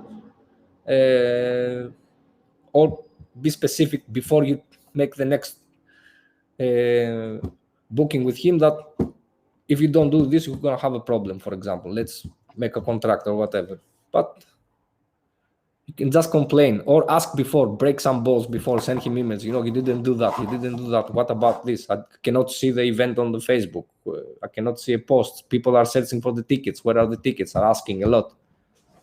You can spread the feedback that people are sending me messages from friends are sending messages from this city that they didn't see any posters. They don't know about the event. You have to push. And that's a booking agency job, manager job, not a musician's job. But as I mentioned before, you have to deal with all this. The thing is to avoid this before you go to the venue. If you go to the venue, then it's done. I've been there with bands that promoted, that booked the show, didn't do anything. And most of the promoters that do that is the door deal promoters. And there are a lot. There is a category of promoters that say, okay, I will do the show, but I will keep this percentage from the deal for me. This means no risk. So bands without a booking agent, manager, or promoter avoid promoters that have zero risk for them to lose money. That's more than vital for a band and a show. I did in the past, and I still do bands that are coming with a door deal, but at least I provide something. I provide hospitality. I provide a hotel, food, all this stuff, and a very good percentage from the ticket. If you have like even €1 as an expense, you care about the band. If you don't care. That's it.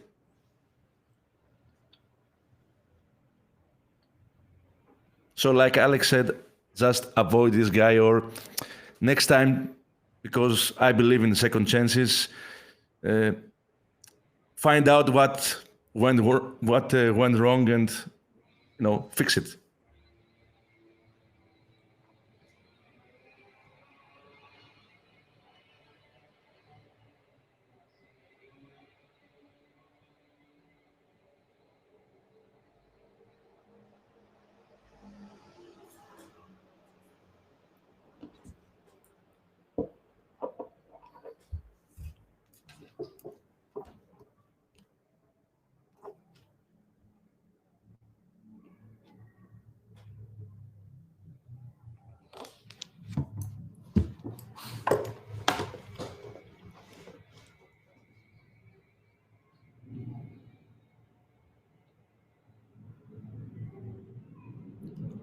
I want a question from Mr. Panagiotis Giannakopoulos.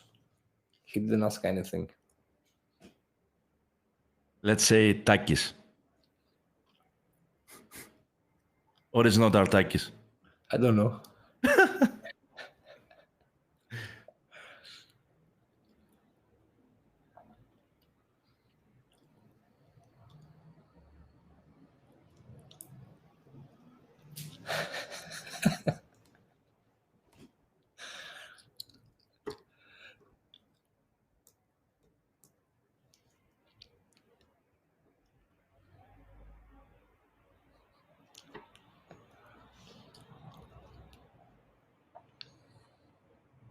It's always good to have a troll on the chat.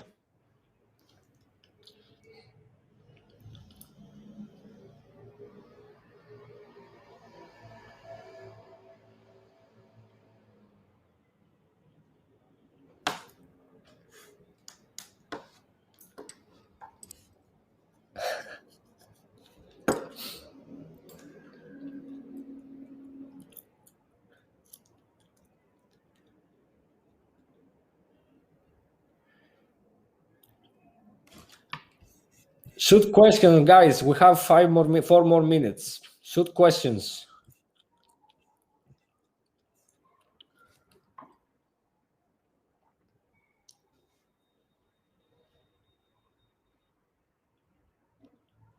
It doesn't have to be question. You can just talk about anything. Let's share some ideas. I don't know, whatever.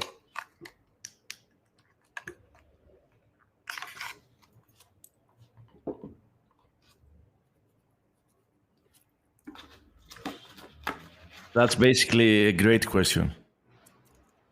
You are talking about the Greek scene or the rock scene?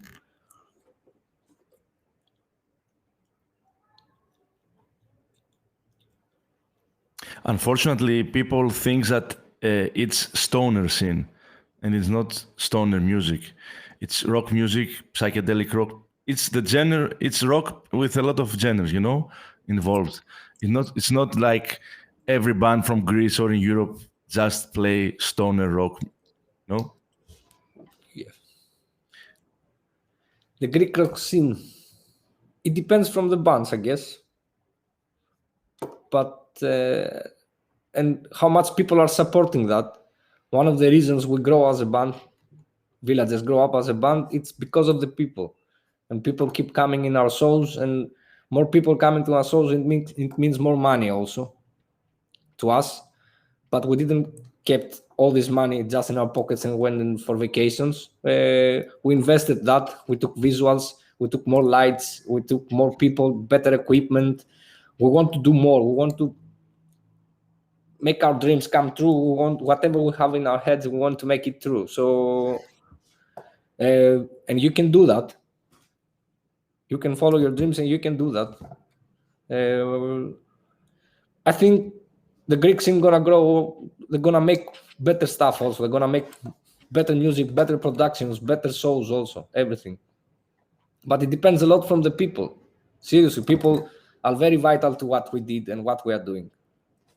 If we didn't have the people coming to our shows, we wouldn't have the income and all the assets and all the money to invest in the music, in the production, in the show, and everything. If it was only up to the musician side, if we had everything, I think all the bands will do the best production that could do, the best show, the best albums. But we need people supporting that. Girlfriends on tour, good or bad idea? Asking for a friend. You don't know this friend. If you ask me, when you are going on tour, it's not vacations. It's a job. It's something, you have a common goal. So I don't think can work, because even to bring your family, not only girlfriends, bring your brother or bring your cousin or whatever. Of course, you can meet on some shows. They might come. You're gonna spend some time. They're gonna see you in 3 gigs in a row. That's nice. But to be 30 days on a row with your wife, your husband, your partner, your brother, your best friend or whatever, I don't think, because you are building a bond, the people that they are traveling with and they are making the tour, that it's a bond. It has to be very strong, without any leakage, and it has to with a common goal. Our goal is to rest, eat, set up the band, set up the sound, the stage, play a nice gig, and go and get some rest, and then repeat again. If you break this routine, for example, this specific routine works for me, right? Maybe some other people are working differently, and I'm always saying, find what routine works best for you and stick to that. But by my experience, you have to be focused on what you are doing. We're not going for vacations. I know people are seeing a tour and saying, okay, if you're gonna see all the landscapes, you're gonna have fun. It's not vacations. We're not going as a tourist there. We're going to spread our music. There's a goal there.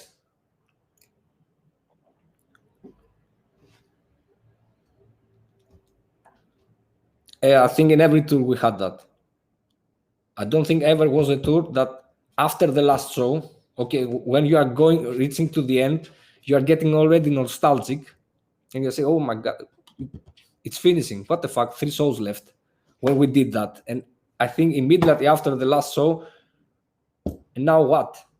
There's always the feeling that when the crowds are gone, this saying, there is a bit nostalgic, a little bit depression that's coming. It's coming directly after the tour, and it stays for a period. And also, that's something we spoke a lot about, the preparation of the tour, what you should do before the tour, what you should do during the tour, what should be careful. You have to consider also the after tour effect. There is a period that you have to handle also. You have to take care of your family. You have to take care of your friends. So you have to relax a little bit. I don't know if you have children. You have to focus on them, and you have to make your mind battle with this kind of depression. It's difficult. It's difficult. Even the after tour effect, mentally and physically.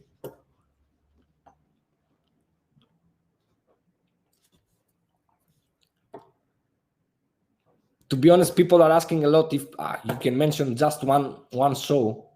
If I'm a member of the audience, if there's a specific you went to. Okay, that I tend to. Was more memorable than anything else.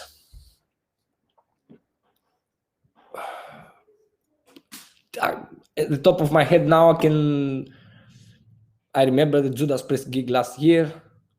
I remember the Iron Maiden gig a couple of years ago. The New Model Army last year, I think Last year it was in April something. I don't remember when it was exactly. But I love music. I love live gigs. I love going to concerts. I don't know how many gigs I'm watching every year. I love that.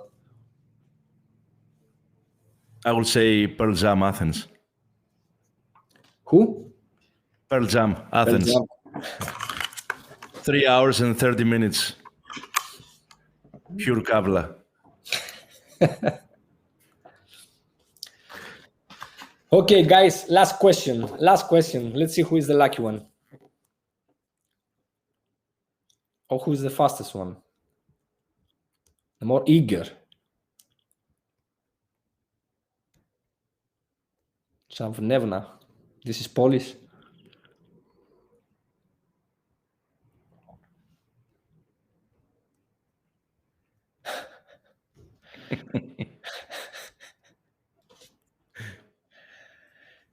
Imagine if this was the last thing. We're gonna quit this chat with this.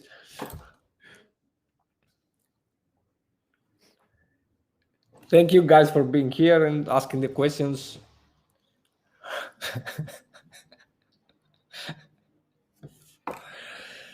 Thank you guys. I hope you enjoyed this a little bit.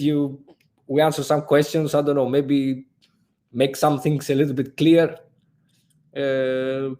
Anyway, whatever you might need, you can reach us through the website, send an email or whatever. And hopefully we're gonna have the time to speak again. Thank you guys. Thank you guys very much. It was fun. It was the first time, but it was fun. I enjoyed it.